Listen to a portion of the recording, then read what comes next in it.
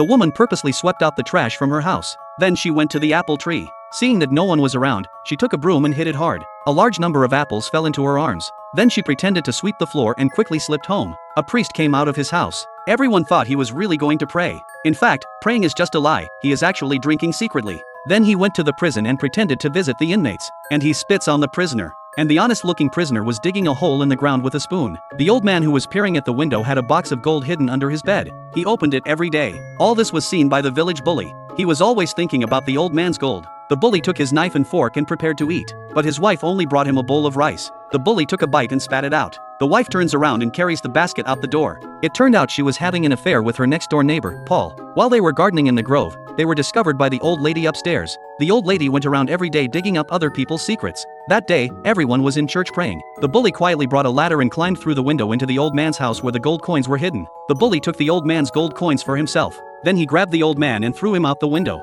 Paul, who was gardening, saw the scene. Curious, Paul climbed up the stairs to see what was going on. But the old woman suddenly appeared outside the window and shouted murder. This shouting alerted everyone in the village. Paul was arrested as a murderer. The bully climbed to the top of the stairs, and Paul was put in jail. Water was thrown at him, rotten apples were thrown at him. Even the prison inmates turned out to be good people. Soon the villagers joined forces to bury the old man. Then this bully led the villagers to cut down the trees for processing. They decided to hang Paul on the gallows. The bully's wife secretly handed Paul a shovel when no one was looking. Paul dug the hole outside the prison. Just as he was about to escape, the prison inmates shouted that someone had escaped. When the villagers heard this, they went to arrest Paul. Paul climbed up the tree by the wall and climbed to the roof. At that moment, the bully was counting gold coins in his house. He hears something on the roof and looks out the window to see that it's his scapegoat. Then he followed Paul to the roof. He took off Paul's glasses. Just as he was about to push Paul down the stairs, the bully's wife arrives. Paul punched the bully when he wasn't looking. The bully fell off the roof. They ran away.